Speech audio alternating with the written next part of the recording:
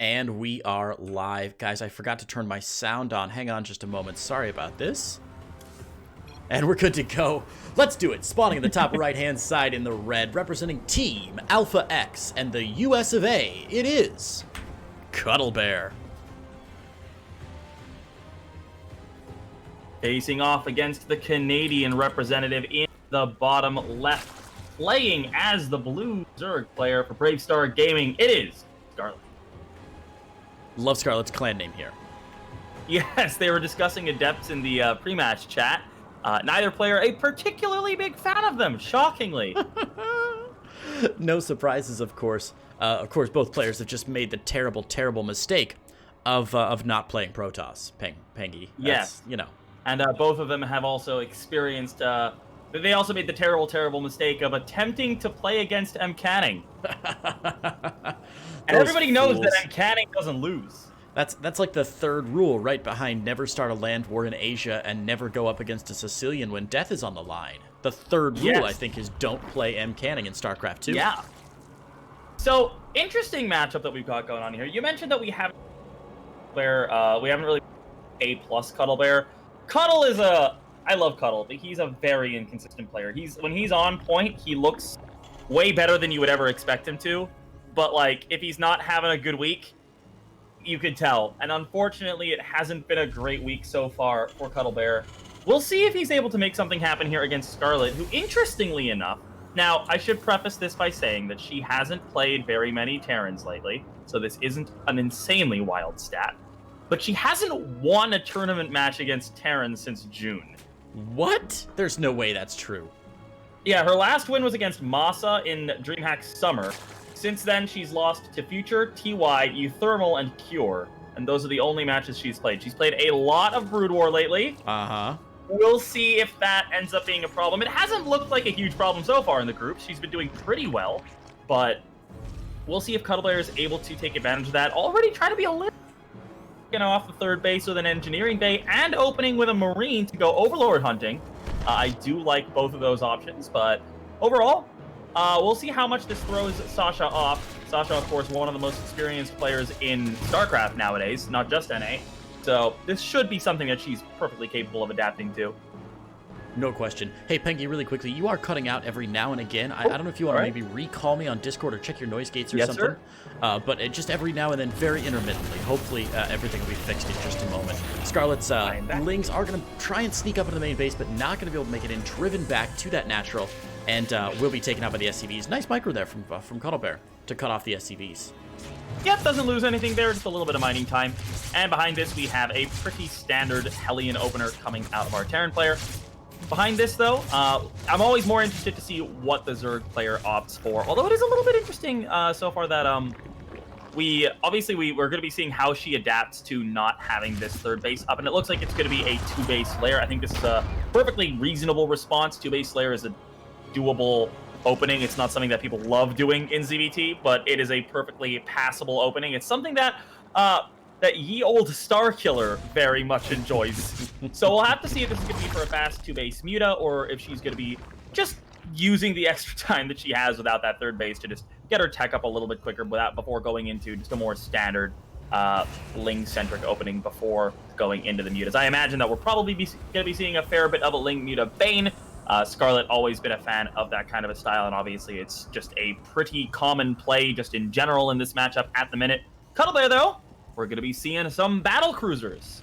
You know, I was about to ask you as soon as you finished up, Pengy. I was like, now Cuddlebear's forced his opponent into a two-base lair tech. How does he best, fight this back? I think the correct answer is obviously this battlecruiser. I like the battlecruiser play when your opponent's forced onto early lair tech. I mean, usually, of course, the response to battlecruiser Hellion is going to be something like Roach, usually maybe some Banelings if you're lucky, but no Roach Warren at all for Scarlett. She's foregoing that in favor of an earlier Spire.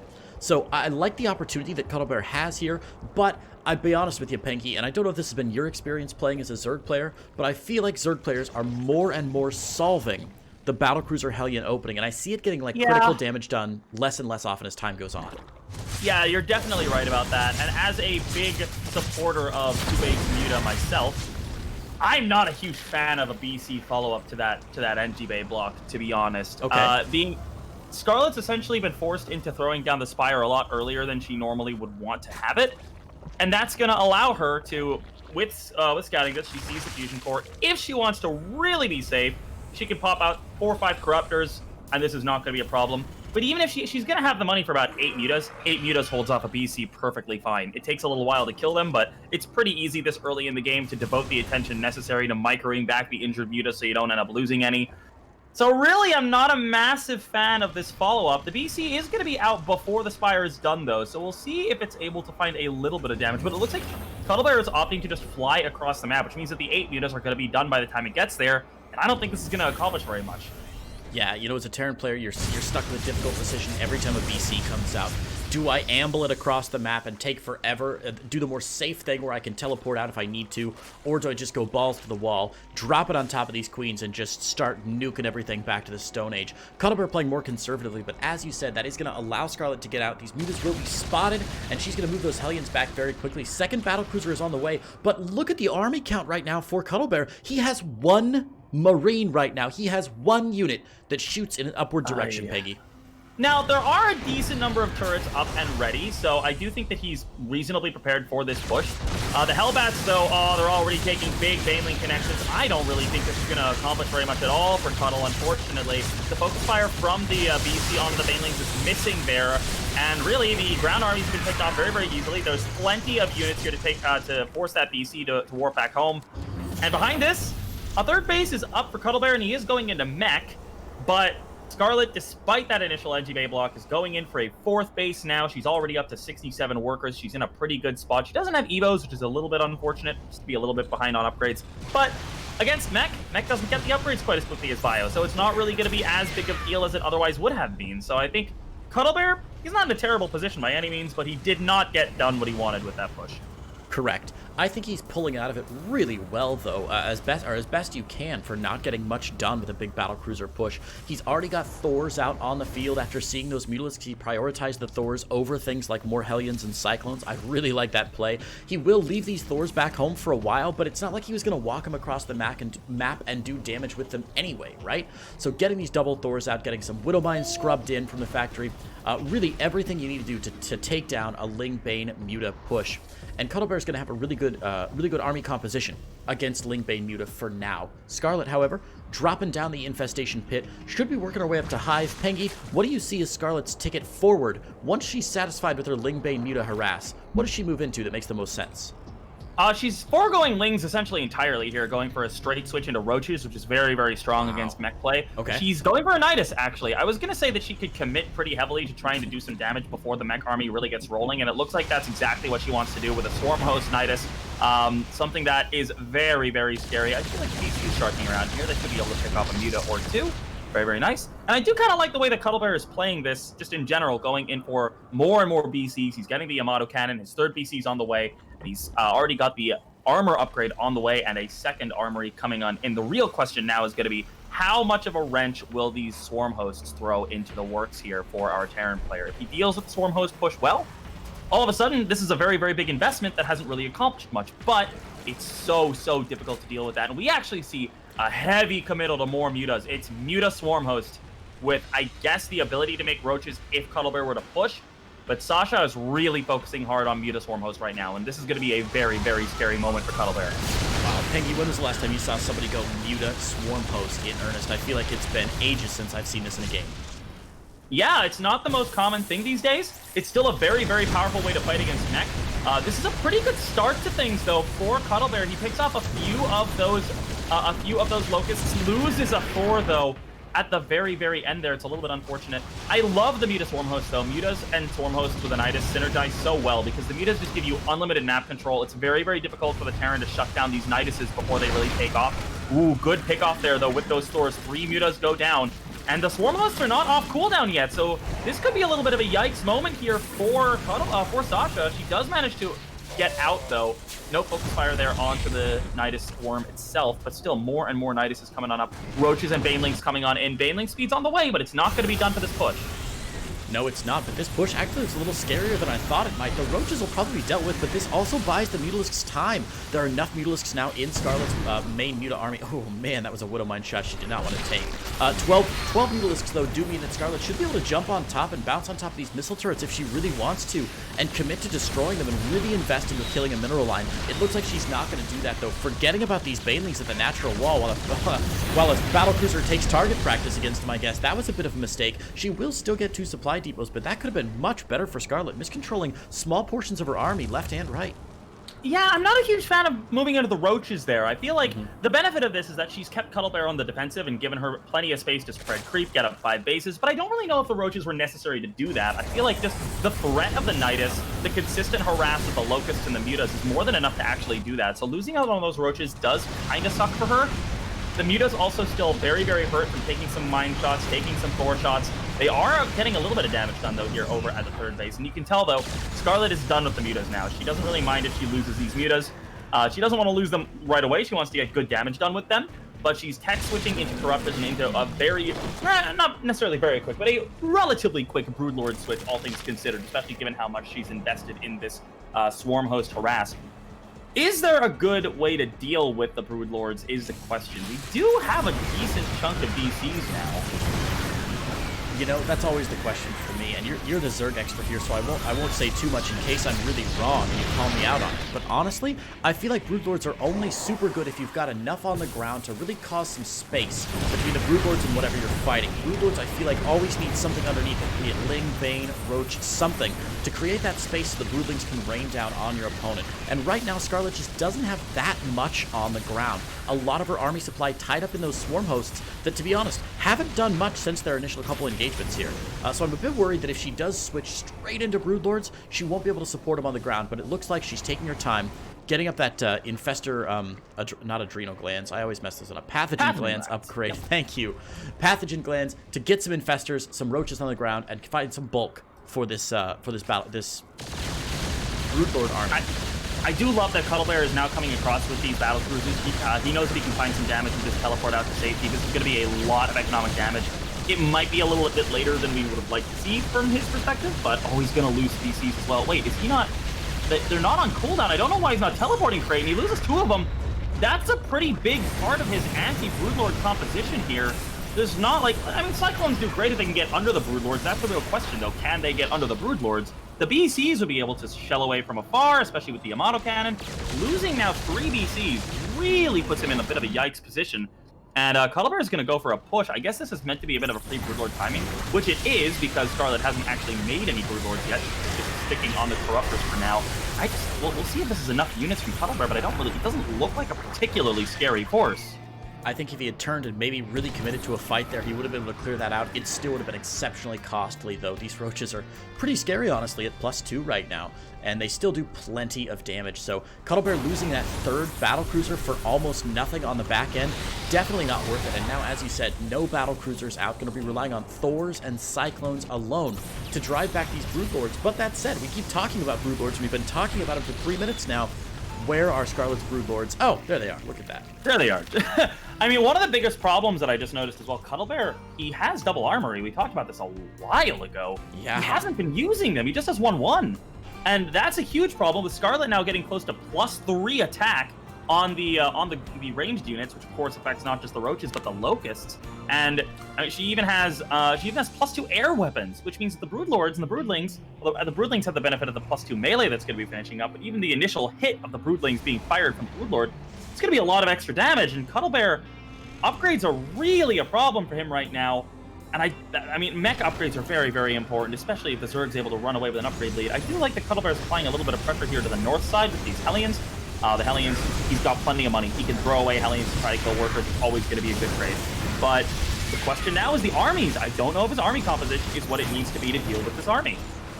Yeah, Cuddlebear stepping onto creep actually very aggressively here, but there are some infestors back here. Looks like Neural Parasite not done, but Neural Parasite is done, pardon me, but he's going for Fungals instead, locking down one of those Thors, and while Scarlett's losing her entire economy in the backside, she's able to drive a lot of this army away from Cuddlebear. Cuddlebear is rebuilding right away, of course.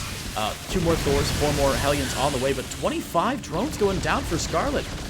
This is some pretty decent damage from Cuddlebear. I don't know if it's enough.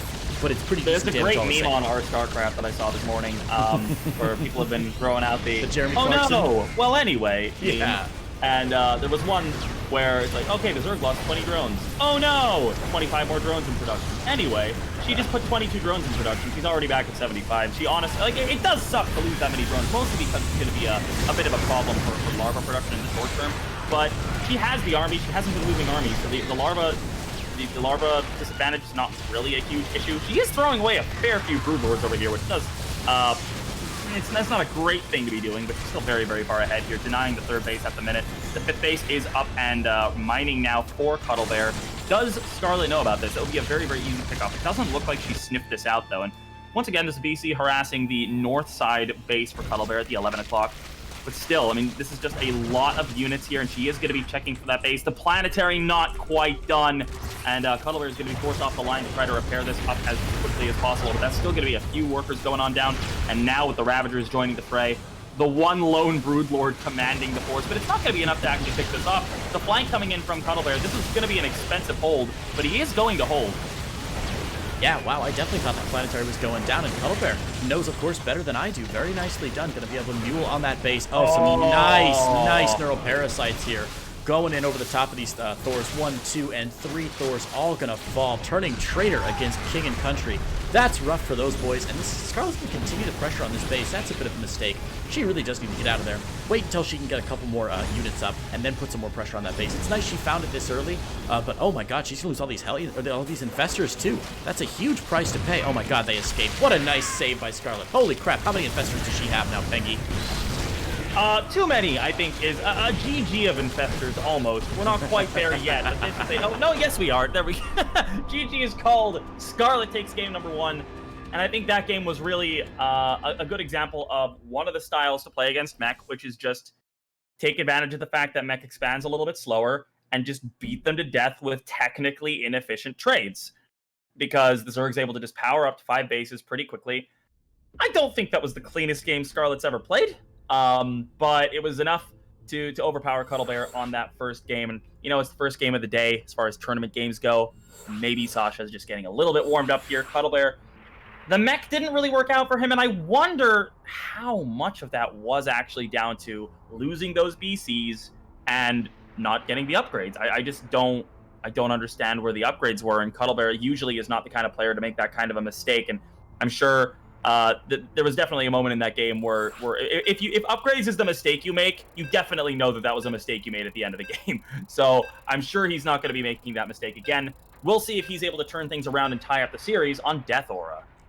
Absolutely. Well, we're getting into game now. As you said, game 2, Death Aura. Sadly, no Golden Wall. Still no Submarine today, Pengy.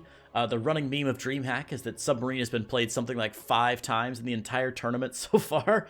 We just have not seen very much of that little tiny map. Yeah. But Death Aura, much more common and a little bit more standard. So we'll hop in now to game number 2. Scarlett currently leading Cuddlebear 1-0.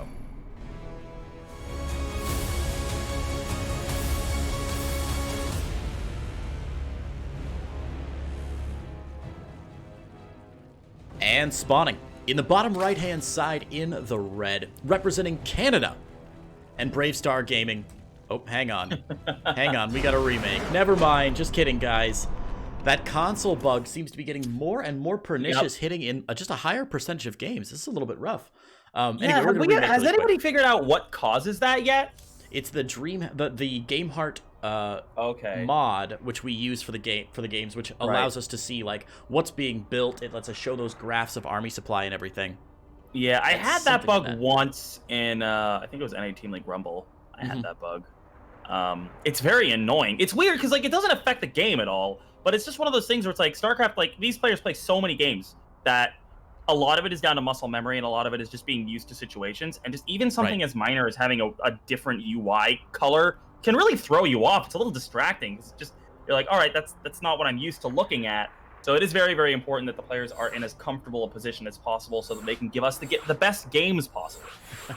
And not just that, it's sometimes it's like half the time it's a bright pink color, and the other half it's this super bright green color, which is super distracting either way. So, oh, poor players. Anyway, they'll get back in here. Death Aura for map number 2. Now, one thing I did want to note here, and we talk about it every time Cuddlebear plays, but he is suffering from some really serious arm pain right now. His wrists and forearms are just destroyed, poor guy. Even having to play some games with his hands completely numb, asking for some time to, like, stretch his hand a little bit. So I do wonder, it seems to have been his trend in the past 5 matches we've seen him play, for game number 2, for him to go for a bit of a more aggressive strategy. Normally that does mean a 2 racks. I wouldn't be surprised to see him going for it this game again here, Pengy. Cuddlebear is also a player who, I mean, this is not meta anymore, but Cuddlebear is also a player that is a big fan of Reapers. Right. 3 racks Reaper was definitely, like, he experienced a lot of wins off the back of 3 racks Reaper back in the days of Bjorn. But, I mean, I wouldn't be too surprised if he tried to do something cheeky with a very, I mean, that's the hard thing, right? Because if your arm's in pain, you can't really micro that well necessarily, so we'll have to see what he opts for. I mean, mech, that's how MVP dealt with his arm pain, or with his neck pain. He played mech so that he wouldn't have to be quite as micro-intensive. Absolutely. Well, let's hop into game 2 and see what these players are going for on Death Aura LE.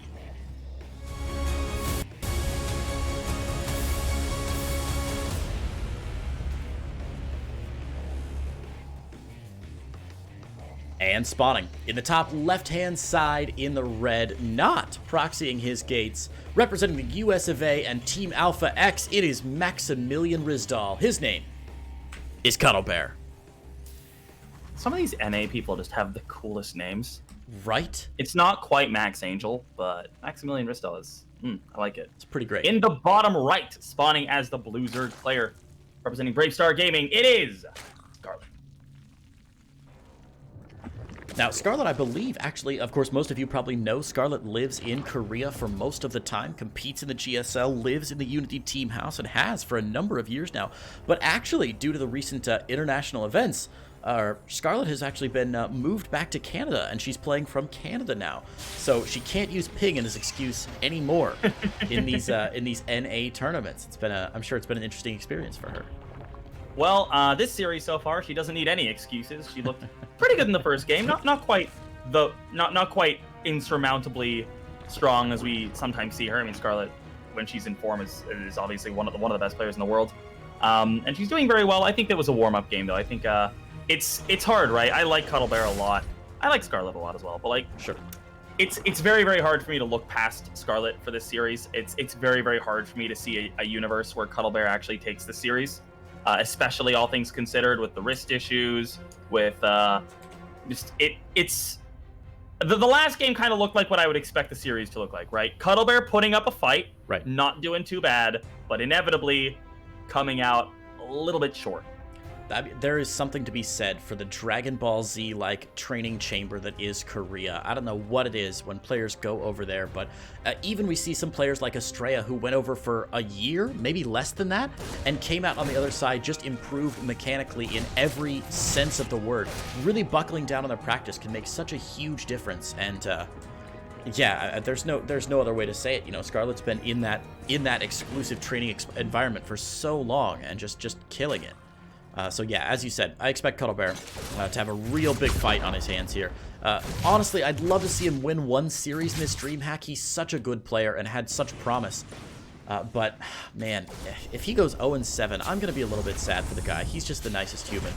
And it'd be a bit of a bummer to watch him not win a single series.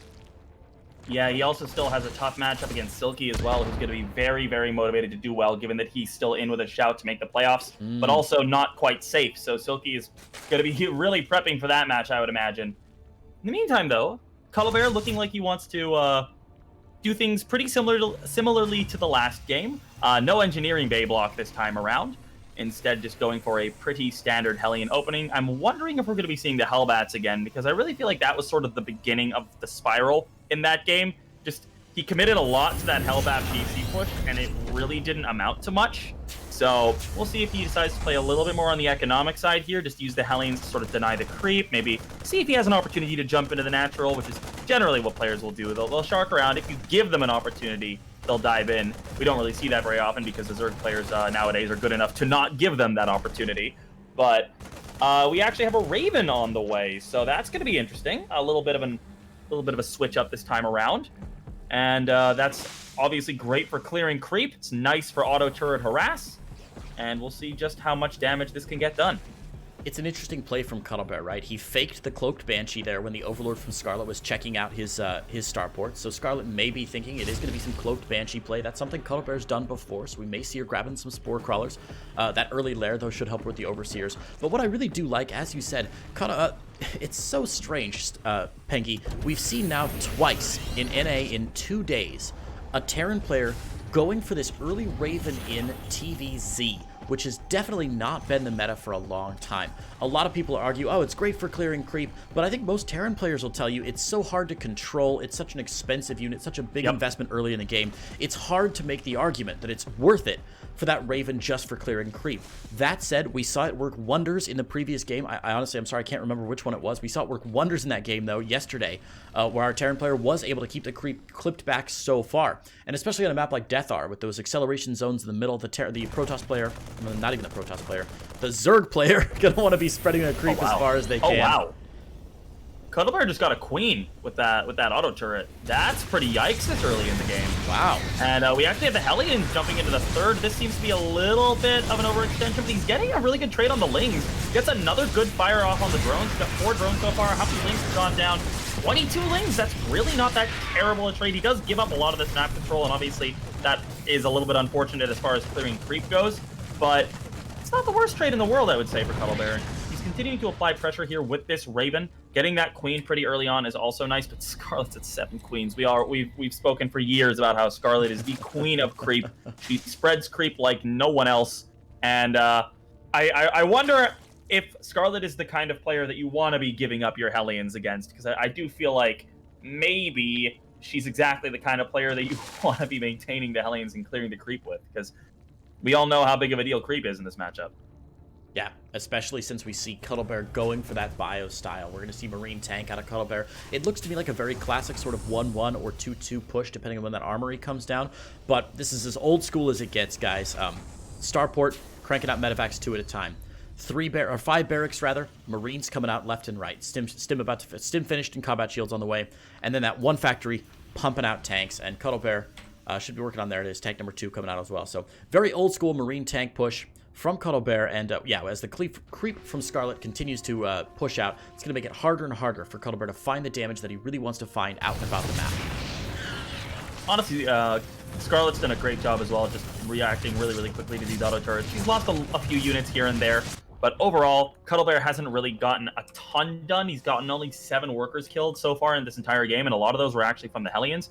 This initial push here with these Marines, with the tank, this is it's going to be hitting a little bit before 1-1, but the way that a lot of these interactions sort of go is that generally if the Terran is given time to set up, the Zerg then needs a little bit of time to position themselves before they can really collapse in. So the 1-1 should be done by the time the actual fight goes down, as should combat shields. And I do think that this is an interesting timing.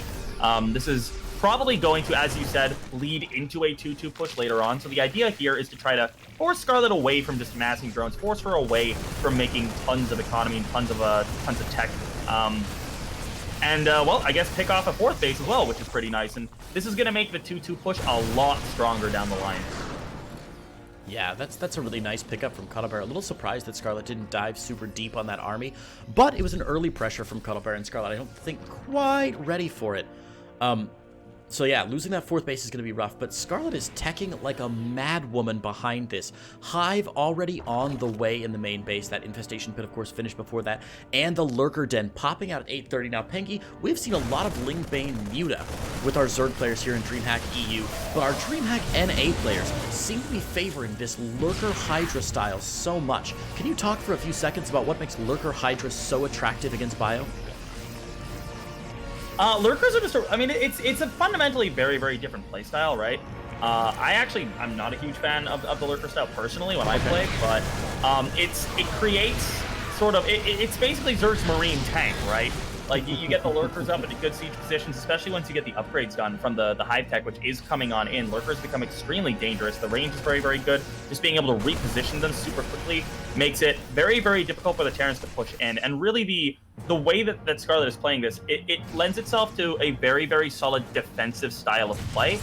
which I think really benefits the Zerg player if they feel like they're the stronger player in the matchup, right? Because Cuddlebear is being very, very aggressive. He really wants to win this game. And Scarlett is basically saying, all right, if I can set myself up with lurkers, then I should be in a good position to win. But this is just such a good trade for Cuddlebear right now. He might even be able to get the fourth again after picking up this entire army of Scarlet. Man, you gotta hand it to Cuddlebear here, mixing in a few Marauders, really paying off for him at that front. The Queen's shelling them down. He did have another push going into the fourth base. That one was cleaned up, and that's one of the reasons Scarlett wasn't really able to respond completely to that fourth base attack from Cuddlebear. Some pressure on the third base of Scarlett, driving her away. But I love Cuddlebear there, mixing in, as I said, just a handful of Marauders. Not too many, just 6, 7, 8 of them. And that's going to soak up a lot of shots from the Queens, a lot of shots from those Roaches, and buy him just enough time to really engage in that fight on the ramp. 2-2 about to finish up for Cuddlebear, but Scarlett's 2-2 slightly ahead and more in sync, which means her timing windows are going to be a bit stronger when they finally hit. Everything else for Scarlett going exactly as planned. Lurkers finally on the way. Vipers as well. Panky, yeah, how many Scarlett Vipers does she need? Honestly, just a few are really, really nice. Just it kind of depends. I feel like she's going to go pretty heavily into the lurkers here, which aren't the most supply-efficient units. They're quite supply-heavy, which is going to leave her a little bit less space for Vipers, which are also pretty supply-expensive. She's really gearing herself up for a very turtley game here. Scarlett is not going to have the opportunity to push for a win anytime soon. This is her one way to win. She needs to hope that Cuddlebear overextends into her. And, well, that was a decent little pullback there on the lurkers. And honestly, that's a really good trade as well. A lot of this bio going down. The lurkers out of the range of tanks are now being abducted. And really, Scarlett putting herself in this position where she's allowing she stayed in the game despite being quite far behind because she's basically banking on Cuddlebear not executing the push quite as well as she's going to execute the defense. So far, she's doing a great job here. Yeah, couldn't agree more. These lurkers so far, she's only lost one lurker this entire game right now, and they've been getting some massive kills in the front line. Those Vipers filling back up on energy. Oh my god, killing off one of the extractors, a bit of a mistake there. But they need that energy for the yoinks on the tanks here. Only one tank remaining from Cuddlebear, and that's going to weaken this push considerably. In fact, he's going to be forced to get up and out, and look at that, even the Raven getting sniped. No more auto turrets for you, Cuddlebear. Oh, but he's also pressuring the fourth base. Cuddlebear. Yeah, moving into the fourth base, picking off that hatchery and just getting on out of there. And we're seeing Cuddlebear is kind of playing the way that Scarlett was playing in the last game, right? Like, he's established himself on a much better economy. He's on 4 bases. He's got more CCs on the way. And he's putting himself in the position where he's like, all right, you know what?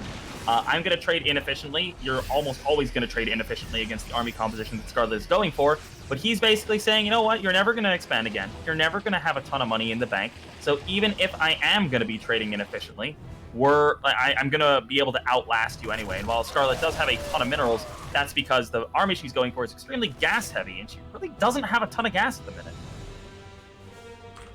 Exactly. Gas is absolutely essential for this late game Terran, late game Zerg style. Sorry, it's been a long day, Panky. This late game Zerg style. Man, I tell you, I love this though. Cuddlebear already going up into Ghosts and actually getting that advanced Shockwaves upgrade. That's going to be so helpful for him when he's trying to sneak the Ghosts in to get those Shockwaves down on the Vipers to make sure to prevent those blinding clouds, so that he can take the fight when he finally takes the fight. He can take the fight that he wants to take, not the fight that Scarlett forces him into. Vipers are so good for positioning errors and for forcing positioning errors, and having the shockwaves there is going to help reduce that quite a bit when the final fight comes down to it. Scarlett trying to double expand behind this to a 6th base or a 5th base, but Cuddlebear not giving her any space to breathe. He's got a good opportunity to pick up these 2 lurkers on the left, but that's a ton of splash damage that go down on this bio army already. Some workers are going to be picked up, and this is exactly what Cuddlebear needs to do.